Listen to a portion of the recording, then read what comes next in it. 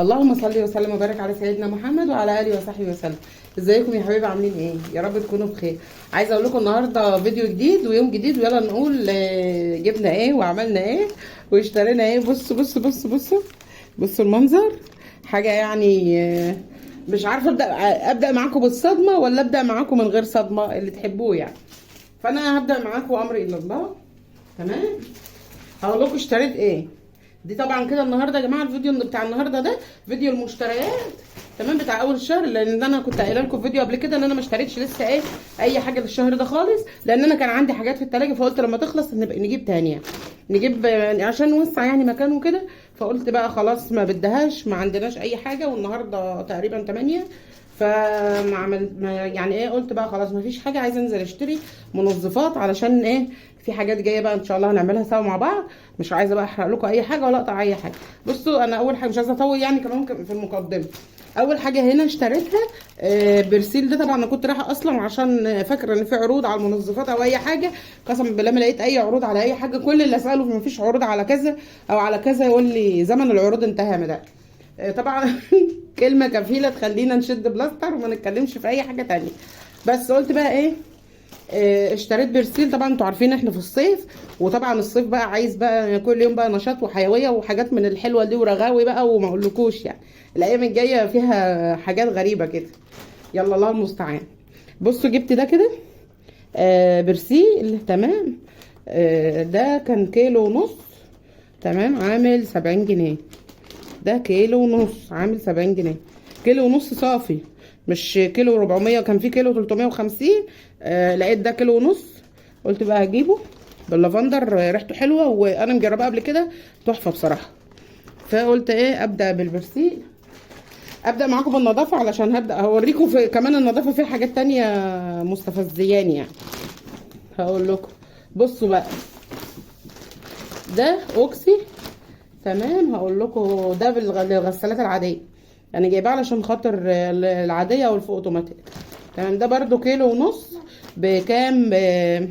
ب 80 جنيه. فرق بين ده ما بين ده 10 جنيه. وعلى الرغم يعني انا دلوقتي بقيت برشح البرسيل، لان كنت الاول معتمد على الاوكسي، بس طبعا الاوكسي بقى في الالوان وفي الغامق بيبهت شويه. فانا قلت اجيب البرسيل علشان الغوامق والحاجات دي ما يعمليش بهتان في الحاجه. ده خليته للابيض بس، يعني انا عندي الاوكسي دلوقتي مفضله للابيض بس، تمام، لان بيعمل بهتان معاه. وده جوانتي كده جبته لان طبعا مع غسيل المواعين والحاجات دي. بصوا ايديا باظت، فقلت معلش يا جماعه الموبايل فصل معايا. بصوا بقى هنا، انا كنت بقول لكم ان انا جبت الجوانتي ده علشان يعني ايديا من كتر المنظفات والحاجات. طبعا كل الحاجات دلوقتي ما بقتش الصابون. جبت السايب من اللي هو بتاع المحلات العادي، المنظفات برضو بهدل لي ايديا. اشتريت غالي برضو بهدل ايديا. فقلت بقى ايه، ارحم ايدي شويه واجيب لها كريم كده اعالجها، واجيب جوانتي البسه علشان خاطر ايه. مش هفتح بقى دلوقتي، افتح بعد ما اخلص عشان ما اطولش عليك الفيديو. اجيب جوانتي يعني البسه وانا بستخدم المواعين والمنظفات والغسيل والحاجات دي، عشان خاطر ارحم ايدي شويه. لان بصراحه الصابون السائل اللي احنا بنجيبه ده بهدل ايديا بجد والله. فده كان عامل تقريبا 50 جنيه يعني. فجبته بقى وخلاص، يلا كاني اشتريت ازازه مرهم ولا حاجه. وجبت ده علشان المطبخ، تمام. ده كان عامل 10 جنيه في 100 قطعه، خلاص كده. ودول الحاجات دي انا فاكره اسعارها يعني. ودول كانوا عاملين 18 جنيه 4 ليفه بس مش استانلس، يعني 4 دول 4 ب 18 جنيه. بس مش اللي هي فيها السلكه يعني، لا دي عاديه خالص بس مضغوطه، سفنجه مضغوطه، تمام.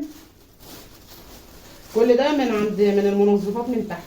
وده كيس حراري برضو جايباه، ده من تحت برضو، من فتح الله من تحت، مش من الدور التاني، لا من الدور الارضي، تمام كده. هوريكم بقى ايه، هقول لكم بقى اللي يسمع ايه، دي اخرة اللي يسمع كلام العيال.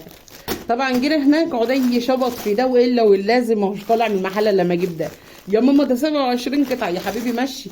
بص يا ماما ده انت عارفه مكتوب عليه كام؟ طب تعالى نشوف مكتوب اسهل يا ماما، واحسن ما انت هتقعدي لسه بتقصيه، وده سهل عليك. عدي عنده اي حاجه سهله واي حاجه جديده، بيحب يخترع، بيحب يكتشف الحاجه حلوه او وحشه. بس انا طبعا بعد ما جيت هنا ندمت ان انا سمعت كلامه. هي دي 27 قطعه، عارفين عامله كام؟ انا جايباها على اساس ان هي ب 9 جنيه، محطوطه في الرف ومكتوب على الرف 9 جنيه، تمام. بس هو صمم ان هو يجيبها، وهو يعني ما قراش النوع ايه ولا كلام من ده.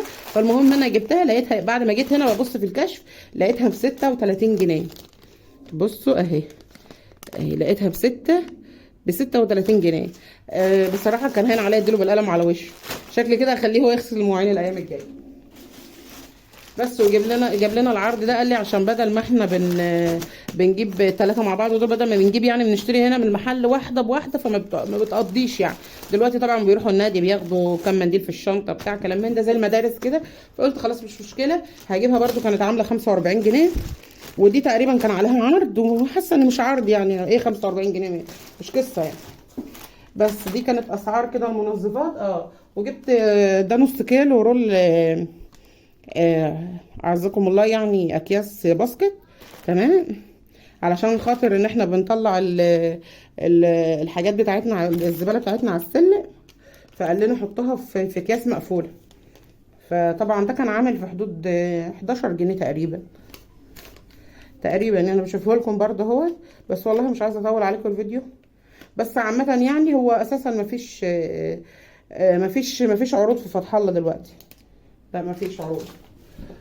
واخر حاجه بقى هنا جبت كلوركس الالوان ده، طبعا ما فيش غنى عنه في البيت. فكنت بجيب عبوه صغيره، وكنت بجيب البواكي اللي هي الصغيره. دلوقتي قلت لا، انا بقى اللي عايزه اوفر، وبدل ما اجيب عبوه صغيره هجيب عبوه كبيره واوفر فيها.